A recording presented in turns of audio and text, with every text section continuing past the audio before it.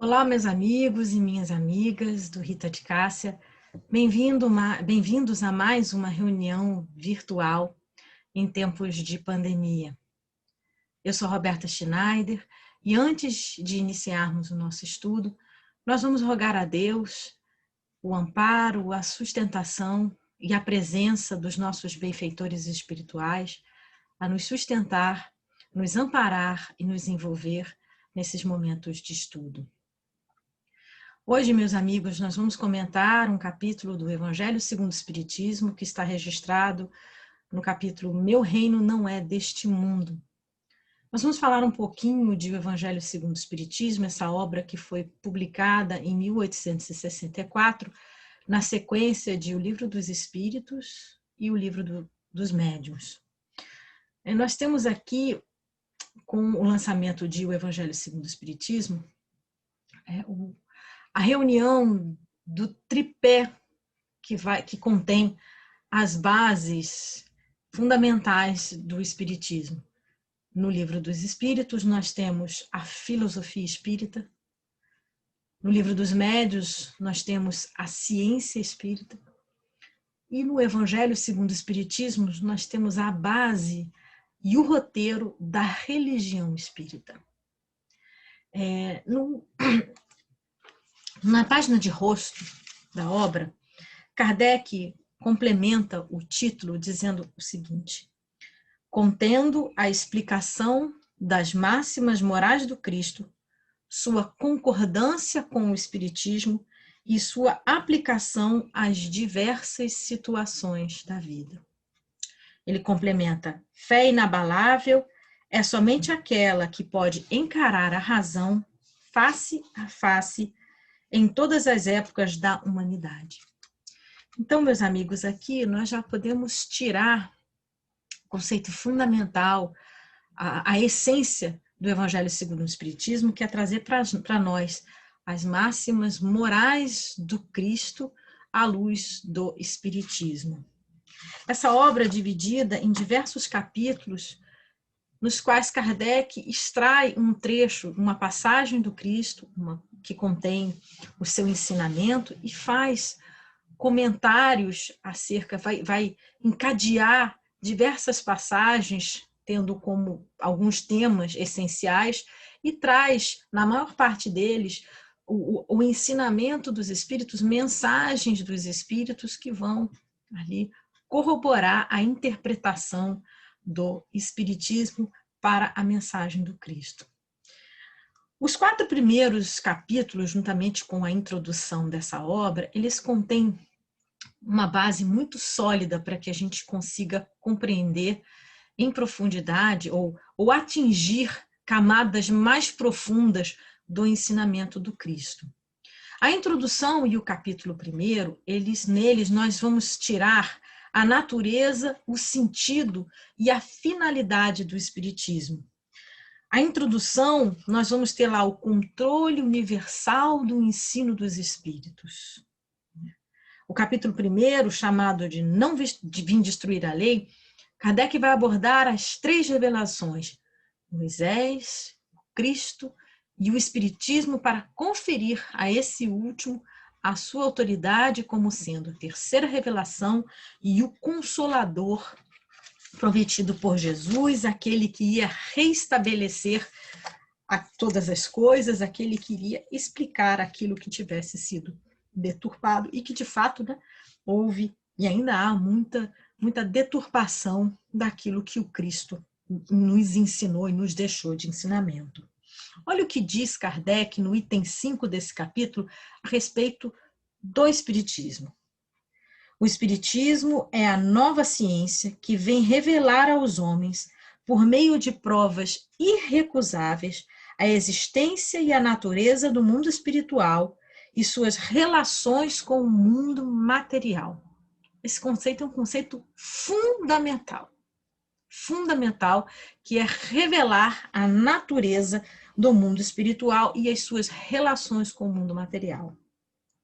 Ele nos mostra esse mundo espiritual, não mais como sobrenatural, mas, pelo contrário, como uma das forças vivas e incessantemente atuantes na natureza, como a fonte de uma infinidade de fenômenos até então incompreendidos e, por essa razão, rejeitados para o domínio do fantástico e do maravilhoso. É a essas relações que o Cristo se refere em muitas circunstâncias, e é por isso que muitas coisas que ele disse ficaram ininteligíveis ou foram falsamente interpretadas. Faltava essa chave.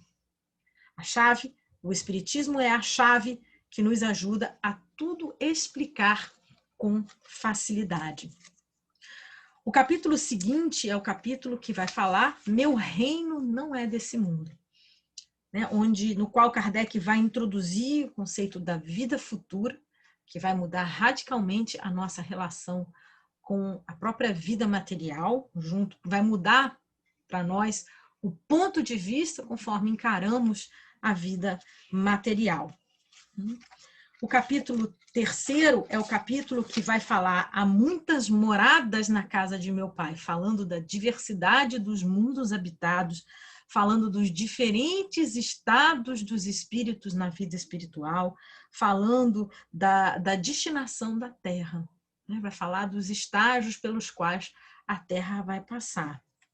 E no capítulo 4, como eu disse a vocês, que vai encerrar um ciclo de bases fundamentais para que a gente compreenda a moral cristã, onde Kardec vai falar do conceito da reencarnação, no capítulo que se diz: ninguém pode ver o reino de Deus se não nascer de novo. Então aqui a gente vai fechar aqui os conceitos fundamentais, né, com a reencarnação. Então a gente fala da vida futura, não apenas só da imortalidade da alma, que é um conceito relativamente bem aceito, mas explicando profundamente ou na medida da nossa possibilidade de compreender, né, porque há coisas que nós ainda não temos total capacidade de compreensão, mas vai tratar, né, da solidariedade entre as encarnações, mostrando para nós que o espírito já existia e tinha uma história, nós, né, encarnados, tínhamos uma história,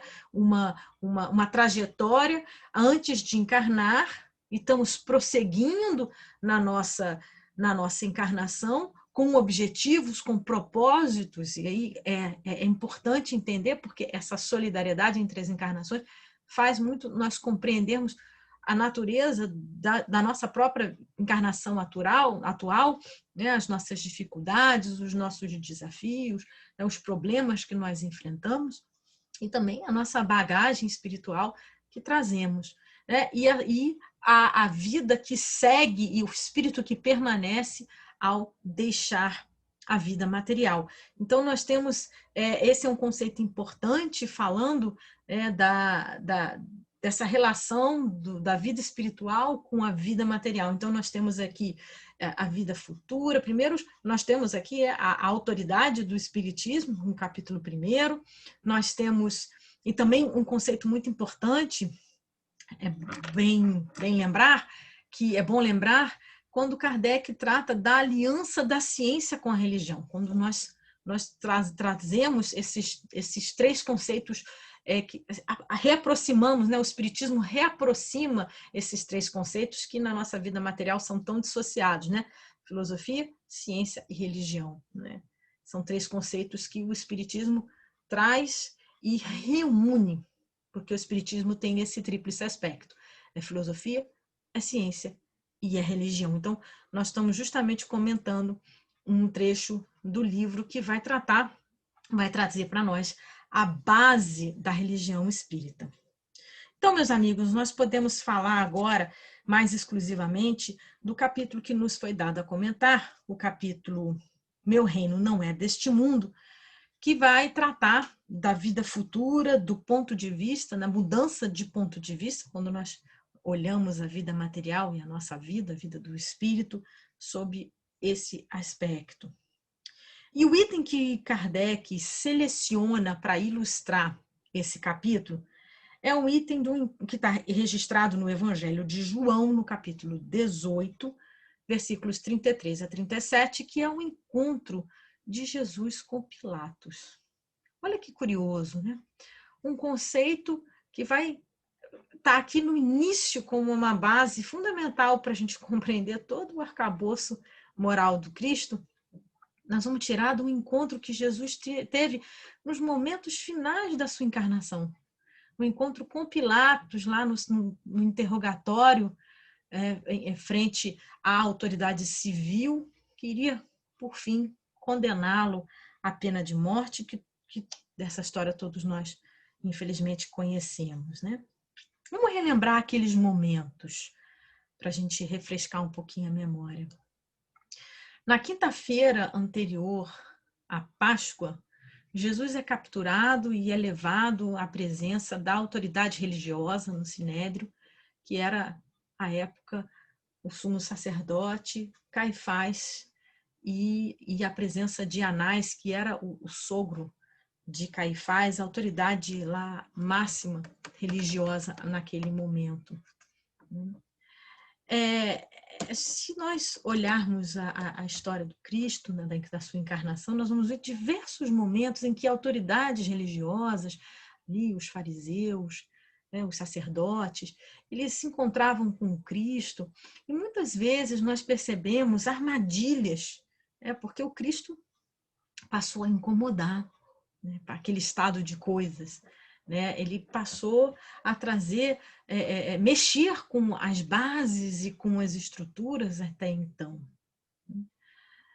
Os judeus aguardavam a vinda de um Salvador, aquele Salvador que iria, sobretudo, iria libertá-los ali do domínio do Império Romano.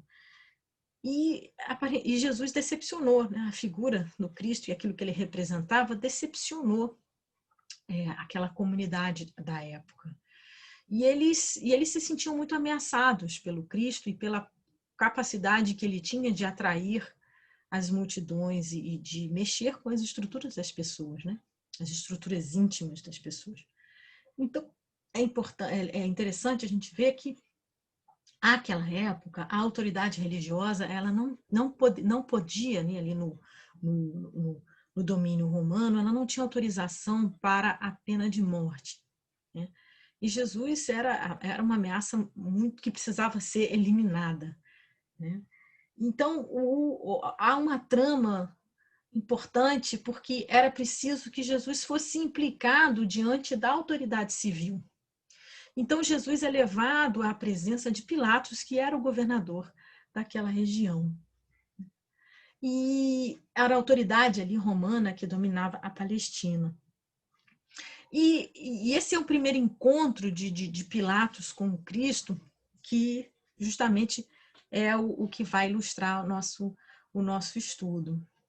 O evangelista Lucas ele ainda narra um encontro, desse encontro com Pilatos, quando Pilatos descobre que Jesus era galileu, ele vê ali, porque nesse primeiro encontro, Pilatos se vê acuado, ele não vê argumentos para uma condenação tão severa.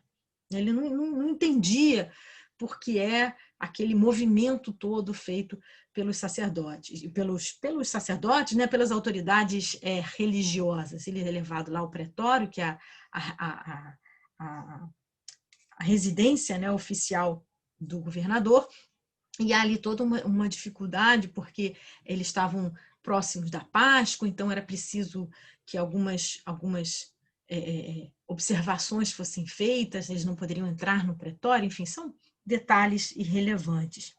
E o evangelista Lucas, ele diz que quando Pilatos descobre que Jesus era galileu, e ele sabia que o tetrarca da Galileia, que era Herodes, estava em Jerusalém, ele resolve sair um pouco assim, tentando sair da responsabilidade que lhe foi dada, ele envia Jesus a Herodes e que também não há Herodes rapidamente devolve Jesus para Pilatos e aí sim nós temos ali a condenação final que era esperada naquela passagem triste, né, em que a humanidade naquele momento preferiu Barrabás a Jesus para ser, porque Pilatos ainda tenta até o último momento, né? Ele diz, olha, eu posso liberá-lo da condenação porque é o tempo da Páscoa e como de costume nós liberamos um preso na Páscoa. E ali estava ali Barrabás, que era um criminoso perigoso na época, e Jesus, né? E o povo que estava ali reunido naquele momento preferiu Barrabás. E como a gente se choca, um breve comentário, como será que hoje nós continuamos escolhendo Barrabás? Eu vou deixar essa reflexão para vocês. Então, desse encontro com Pilatos, eu vou botar aqui na tela para vocês o trecho que nós vamos ler. Vamos compartilhar aqui com vocês a nossa tela, para vocês verem que nós temos essa mesma passagem narrada por Mateus, por Marcos, Lucas e por João. Nós vamos ler aqui juntamente esse relato aqui, que é o relato do evangelista João. Então tá aqui, ó. Entrou então, tá aqui para cá. Entrou então, de novo, Pilatos no pretório e chamou Jesus e disse-lhe: És tu o rei dos judeus? Ao qual Jesus responde: De ti mesmo dize isto, ou os outros te disseram a meu respeito? Replicou Pilatos: Por acaso sou eu judeu? O teu povo e os principais sacerdotes entregaram-te a mim. Que fizeste? Respondeu Jesus: Meu reino não é deste mundo.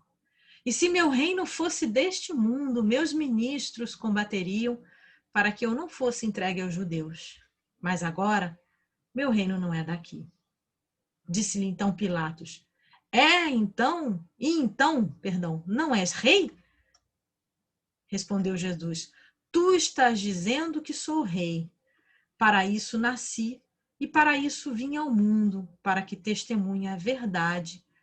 Todo o que é da verdade ouve a minha voz. Que é a verdade? Disse-lhe Pilatos. Essa pergunta, Pilatos fica sem resposta, porque Jesus simplesmente se cala, né? A gente pode arriscar, quando Jesus não encontra o ambiente fértil e as almas receptivas, o silêncio ele fala mais alto, né? Ele é ensurdecedor, esse silêncio de Jesus, né? Então, o que nós temos ali? Jesus foi acusado de subversão, né? Porque era preciso um argumento, né, sólido para que ele fosse... Diante do Sinédrio estava claro, era blasfêmia, né, a palavra que ultrajava a divindade ou a religião. Mas diante do Sinédrio, Jesus foi condenado por sedição, que significa perturbação da ordem pública, subversão. Imaginem só, foi condenado à morte sob essa acusação. Então, o que nós temos, né? Qual é o comentário de Kardec a respeito dessa passagem, né? Porque nós temos aí o reino, nós temos aí... Será que Jesus era rei? Que tipo de rei, né? Como é que é a nossa relação como nós enxergamos, né, os reis, a aristocracia terrena, né? Normalmente ela está ligada a muita riqueza, ao poder, né? A uma autoridade que é conferida pelo berço e coisa e tal. Nos dias de hoje parece assim até bastante anacrônico, ainda que, né, haja alguns países que mantêm as suas famílias reais, a sua aristocracia. Mas o que significava isso, né? Os judeus, segundo Kardec, eles tinham ideias muito imprecisas sobre a vida futura, né? E Kardec diz para nós que Jesus, nessa passagem, ele estava falando claramente da vida futura. Ele se referia claramente à vida futura, né? E que e ela apresenta, em todas as circunstâncias, como o fim a que se destina a humanidade e como devendo ser o objeto das principais preocupações do homem na Terra, né? Então, ele diz, todas as máximas vão se referir a esse grande princípio. Então, se a gente não consegue compreender a grandeza da vida futura, fica impossível compreender os preceitos morais de Jesus, ou eles não teriam razão de ser, né? Então, Kardec se expressa dessa maneira. Esse dogma, ele usa até o termo dogma, pode ser considerado, portanto, como ponto central do ensinamento do Cristo. Eis porque está colocado entre os primeiros no início dessa obra. Né? Ele vai justificar esse momento tão, tão célebre, né? tão sério, no fim da encarnação do Cristo, ele traz aqui para o princípio dessa obra, do Evangelho segundo o Espiritismo, que vai trazer as bases, como nós falamos, da religião espírita. Né?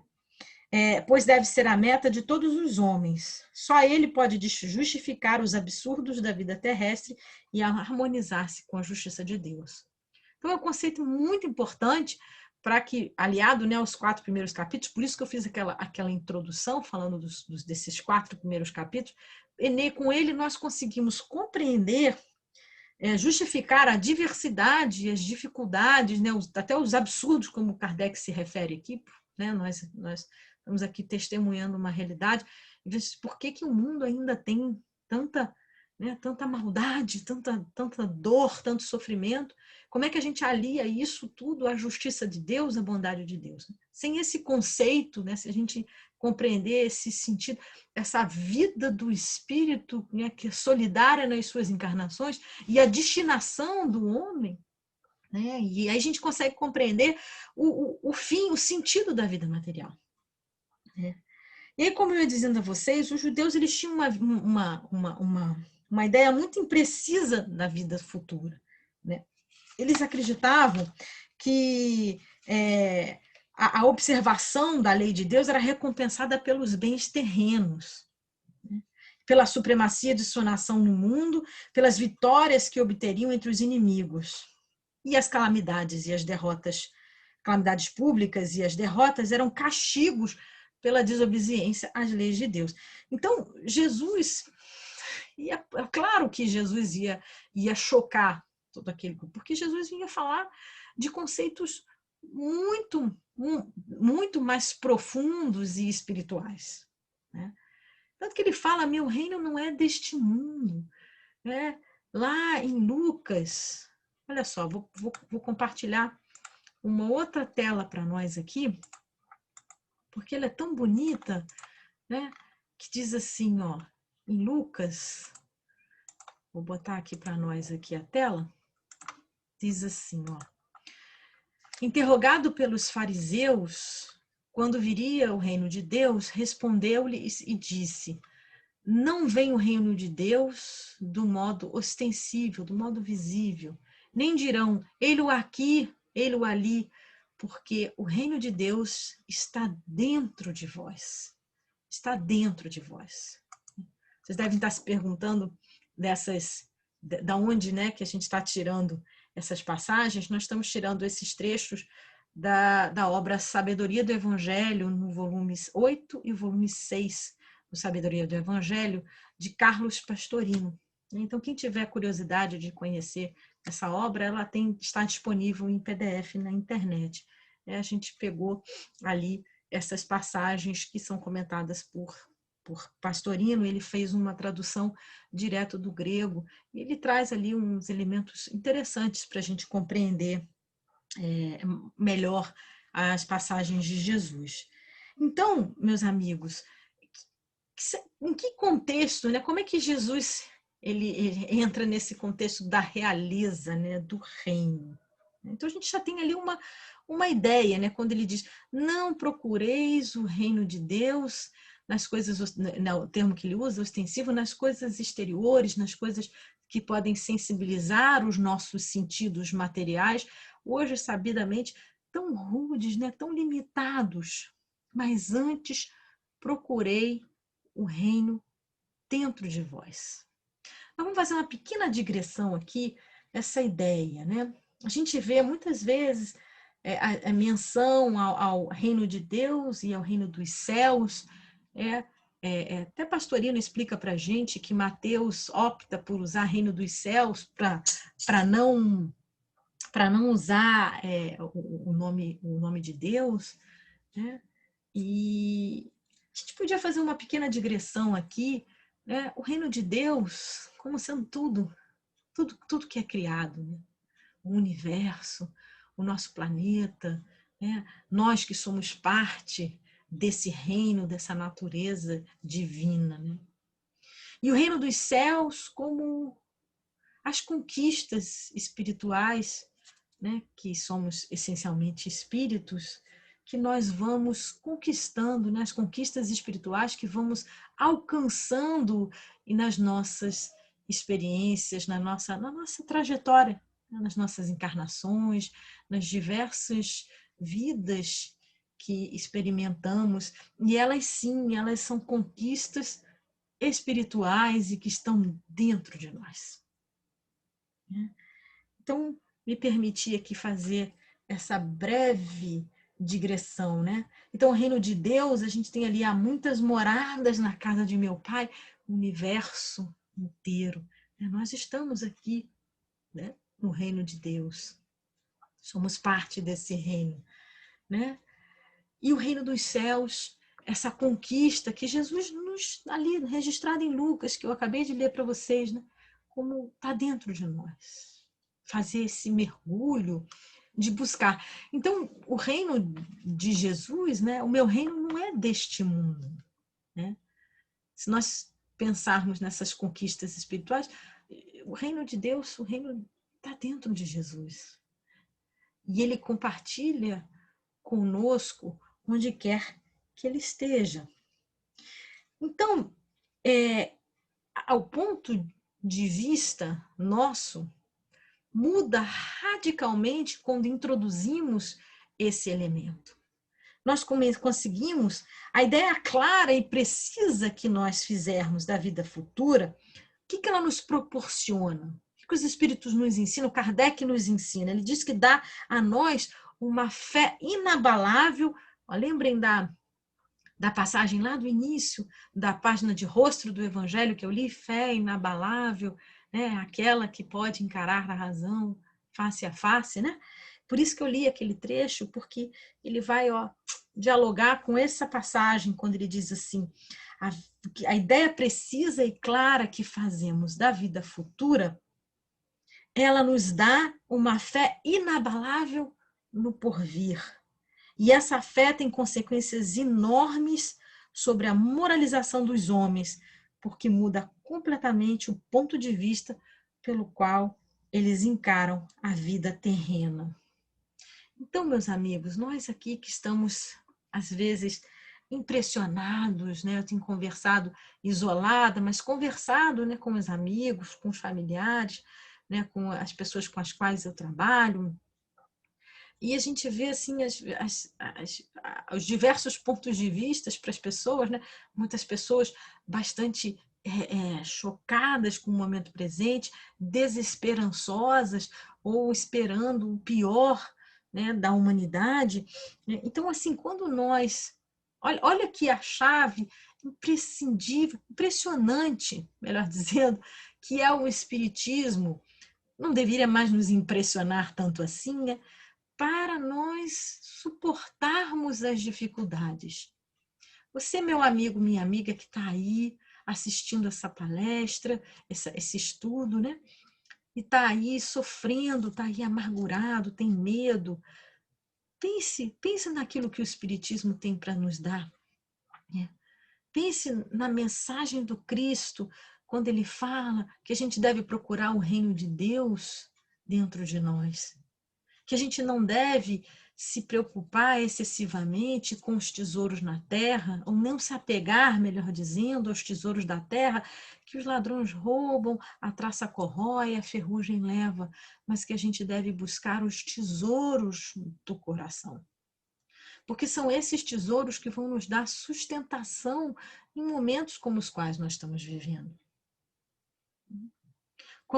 Se nós nos dedicarmos a estudar esse trecho inicial do Evangelho segundo o Espiritismo, a gente consegue compreender o momento que o nosso planeta está passando. Que não vai ser para hoje, para amanhã, como no linguajar espírita, que está esperando o mundo de regeneração, não vai ser o novo normal, como se fala no pós-pandemia.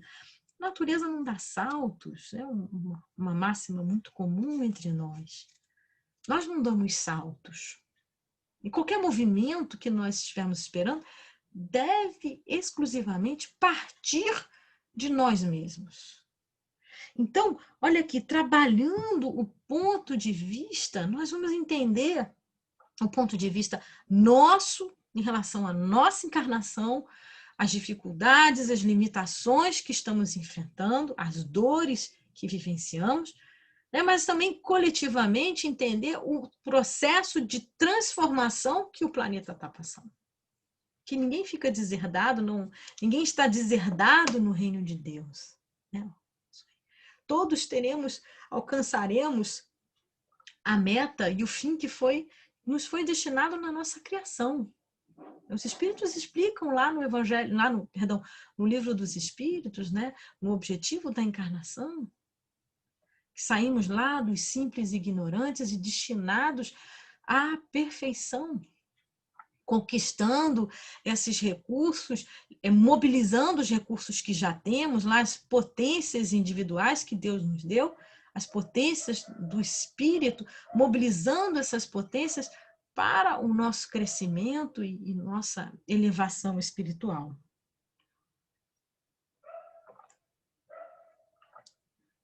Continuando, para aquele que se coloca pelo pensamento na vida espiritual, que é infinita, a vida corporal não é mais do que rápida passagem, uma breve permanência num país ingrato, né?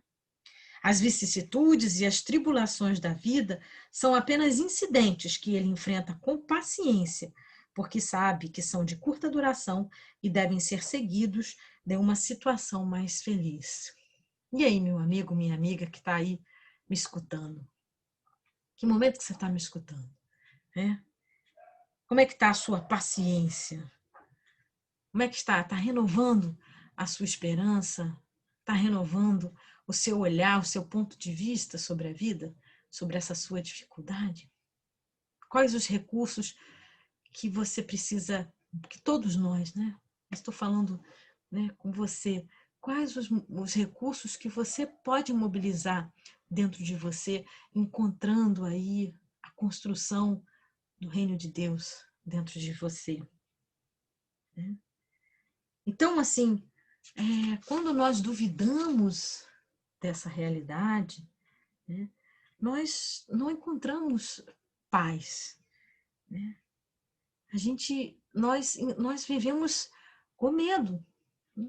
Quando esses elementos não estão presentes, né, no nosso modo de encarar a vida, no nosso modo de escolher, né? Porque olha o que os espíritos falam, né? Essa ideia ela tem consequências enormes na moralização dos homens. Então, quando a gente fala aos corações a respeito dessa realidade, nós temos ali argumentos sólidos para falar da moralização ou da falta de moralização, né? Esse, às vezes é um termo bastante desgastado, muitas pessoas têm dificuldade de falar, mas toda a dificuldade que enfrentamos é carência de senso moral. Porque qualquer sistema econômico, filosófico, não vai funcionar se não tiver o senso moral desenvolvido na sociedade. Não há solução. Não há solução. Então, por isso, esse tema é tão importante, né? E a gente falar, né, do ponto de vista, né, da vida espiritual, do espírito que está encarnado na vida material. Não significa que nós não vamos viver, porque senão a gente entra no radicalismo, numa interpretação precipitada, apressada, de achar que então se ninguém se ocuparia das coisas da vida material. Não, porque se estamos encarnados, nós temos que cuidar da encarnação. É isso. Não é não gozar do mundo material, mas é não apegar-se às coisas materiais. É compreender que elas são passageiras. Não perder a vida, né, íntima. Não pôr em risco a construção do reino de Deus, já que a gente está falando desse aspecto, do reino dos céus, que a gente está falando desse aspecto, porque estamos de certa forma, distraídos e focados naquilo que é impermanente, que são não são só os recursos materiais, mas nós podemos pensar nas diversas posições que ocupamos na vida material, né? nas nossas relações na vida material. Por isso, a gente vai adentrar o item que fala da realeza de Jesus. Jesus, ele não se encaixa nesse conceito que a gente tem de realeza, né? Ligado ao Fausto, ao luxo, né? ao poder temporal. Se a gente estiver falando do rei, do príncipe e tal, da autoridade moral, aí nós poderíamos falar na realeza do Cristo, né? Mas, né, somente essa é a única possibilidade de termos Jesus como um rei, né? Como referência de autoridade moral que temos para nós na nossa vida. E aí, Kardec, falando disso, a gente começa a entender, como eu disse a vocês, nesse início do Evangelho segundo o Espiritismo, nós vamos tratar da autoridade do Espiritismo e dessas bases fundamentais para se compreender a moral cristã, né? Então, quando a gente fala da vida futura e do ponto de vista, como o Espiritismo vai dar essa amplitude ao pensamento, abrindo novos horizontes, né? Se nós estamos aí, vamos renovar a nossa disposição para olhar esse mundo que está tão caótico para nós e que aparentemente está sem solução, né?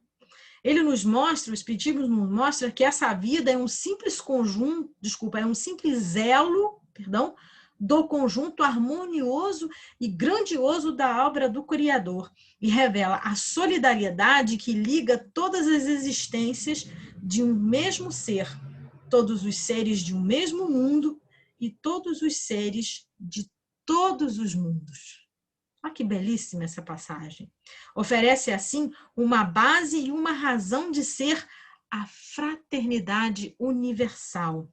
Enquanto a doutrina da criação da alma no momento do nascimento do corpo faz que todos os seres sejam estranhos uns aos outros.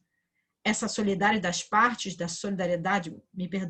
das partes de um mesmo todo explica o que é inexplicável quando apenas consideramos uma parte. Essa visão de conjuntos, o homem do tempo do Cristo, né, aquele homem que conviveu com Jesus encarnado, né, não podiam compreender. E por isso esse conhecimento foi reservado para mais tarde. Por isso que ele veio, o Espiritismo vem no tempo certo, né, no amadurecimento da humanidade. E ele vem ali como Cristo mesmo já havia previsto, né? Ele lança as bases, mas ele sabe que ao longo dos séculos a sua mensagem foi deturpada, iria ser deturpada e continua sendo bastante deturpada, e que era preciso enviar uma chave, mas essa chave só poderia ser útil quando a humanidade tivesse alcançado uma certa maturidade, seja intelectual, seja moral.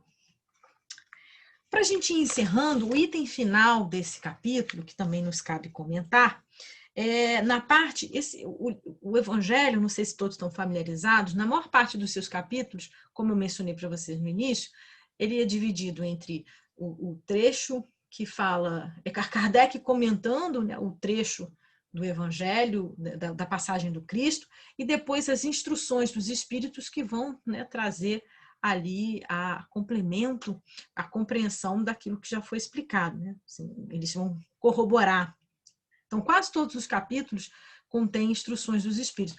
Alguns raros capítulos só têm instruções dos Espíritos e outros que não são raros, um ou dois talvez, que não tenham instruções dos Espíritos. Acredito, vou arriscar aqui de memória, um capítulo que não teria instrução dos espíritos e um capítulo que somente contém, um ou dois que somente contém instruções dos espíritos. Então, a mensagem que Kardec selecionou para ilustrar nesse capítulo, no item Instruções dos Espíritos, chama-se Uma Realeza Terrestre. Muito bonito, porque vai falar exatamente como essa falta, esse olhar, né, com uma lente ajustada para a realidade, né, pode fazer tanta diferença na nossa vida, né? É uma mensagem de uma rainha de França que diz assim: quem poderia melhor do que eu compreender a verdade dessas palavras do nosso Senhor? Meu reino não é deste mundo. E ela diz, por exemplo, uma rainha, né? E ela vem falar que ela se iludiu, né? Ela acreditava que seria eternamente a rainha, né? Olha aquilo que a gente falou, né? Das posições transitórias, né? Da transitoriedade das circunstâncias da vida material. E ela diz: o orgulho me perdeu sobre a terra. Quem, pois, compreenderia o nada dos reinos do mundo se eu não compreendesse?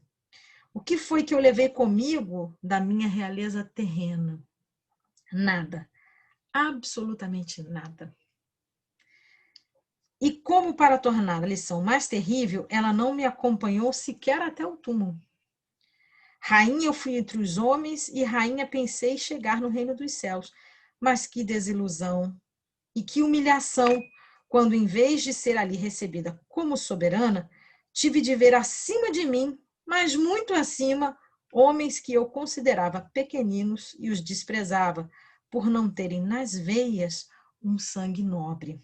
Oh, só então compreendi a fatuidade dos homens e das grandezas que tão avidamente buscamos na terra. Olha isso, né? Nós não somos reis, rainhas, mas nós ocupamos posições na terra e nós podemos aprender com essa rainha aqui que se iludiu, né? Cujo orgulho cegou. Então, assim, como anda o nosso modo de olhar a vida? Como é que está essa nossa lente? Ela está ajustada? Ela está adequada para a nossa visão como espírito, para o nosso momento evolutivo? Ou nós estamos enganados, né, acerca de quem nós somos e às vezes vamos esperar posições que nós não temos mérito algum, né? Ela conclui: para preparar um lugar nesse reino são necessárias. Aqui, ó, vamos prestar atenção no que ela diz. Vamos aprender com a experiência desse espírito, né, que se perdeu pelo orgulho, se perdeu momentaneamente, né?